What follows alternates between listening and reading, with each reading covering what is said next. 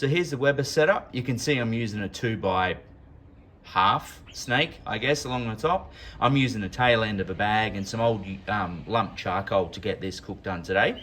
The beautiful thing about cooking with a snake is if it's not long enough, I can just start adding some lump charcoal before we get to the end of the snake. So that's something I'll be keeping my eye on.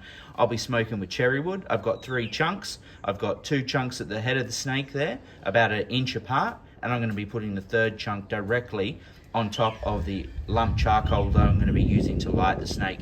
You can also see there's an old charred out piece of cherry wood there that I've used as, you know, bit of a headboard to get the snake going. So this is a bit of a, you know, a bit to cook. This is a reality of barbecue, folks. It's not a beauty pageant, it's barbecuing. If your snake's not beautiful looking, you know, it doesn't matter.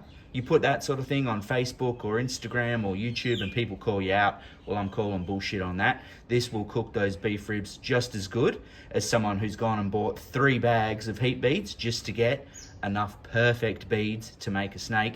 This works just as well. Don't buy into the crap. All right, so I'm gonna get this this charcoal going and then let's get into it.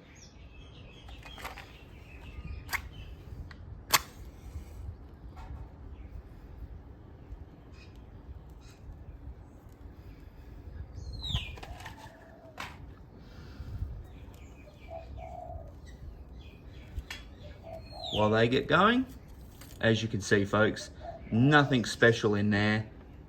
There are some bigger lumps at the bottom, and that's the key when relighting spent charcoal or used charcoal. A lot of it will break down into smaller chunks. You don't want those at the bottom, you want those at the top. Otherwise you'll be restricting your airflow too much. Now this will smoke like Billy-O, being used charcoal. So let's come back when this is going. Rightio, so there's our charcoal humming away. What I'll do now is drop it at the head of the snake.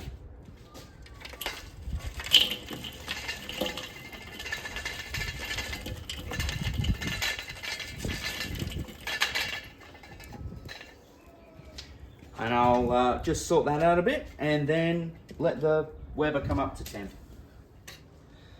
I will be using a water pan for this cook. I am just going to be using an old baking dish and I will fill that up with boiling water just before I add the beef. Let's get this on.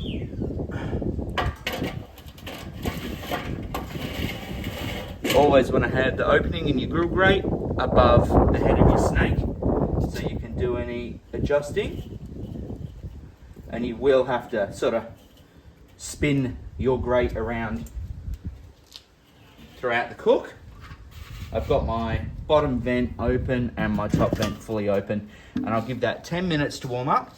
Then I'll come back and I'll drop on the cherry wood over the hot coals and I will put on the beef ribs.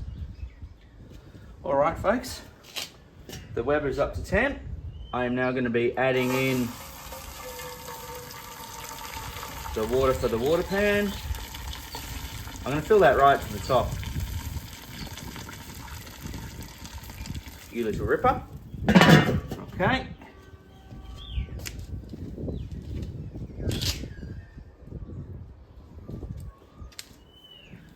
So here we have it, folks. Here's our first rack of ribs, beef ribs here. Now we'll be using a meter on this cook, and I know I didn't show the preparation. That's because there was none. I haven't butchered these at all. I hadn't trimmed any fat. The only thing that I have done here, that should do. The only thing that I have done is scored the underside, which you may or may not see. Yeah, you can see that pretty well. So I scored that. That's it. That's all I've done. Haven't taken off any fat. No little butchering, no little trimming. We're going to be adding on our cherry chunk, our first cherry chunk here. So get that in. It's important with a snake, one thing I found is you want to get the wood chunks in a place where they're not going to just fall off straight away. And away she goes. That's it, folks. I'm expecting a 7-8 hour cook on these, and I'll bring you back as we progress through that. I know you'll ask, so here's the rub that I've used. Kept it simple, Smoky Q signature barbecue rub. Now this is from Costco. The ribs are from Costco, can't go wrong.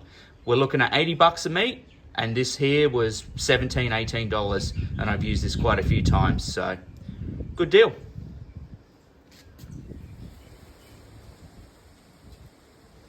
Ooh. All right, legends, here we go. Oh, you get a look at those. Look at that.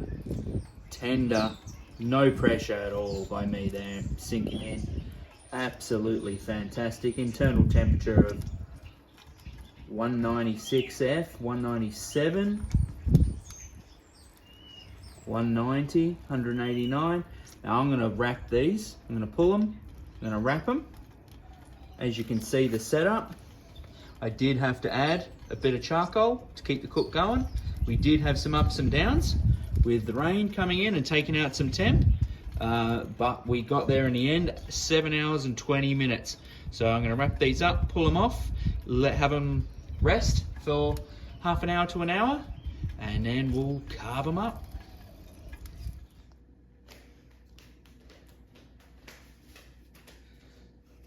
Okay, legends, a 7 hour and 20 minute rest. Righto. Will you look at that? Beautiful. Look at how juicy that is. Absolute ripper. Let's have a go at this.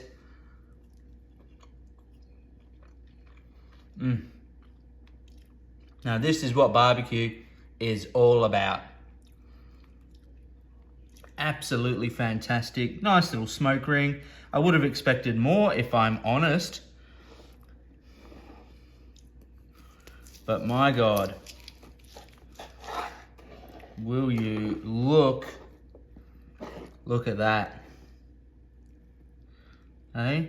Oh, it's too hot. It's too hot for me to push and prod. That is beautiful. All right, folks. Well, thanks very much for watching. Me and the family, we're going to get stuck into these right now. Thanks, guys.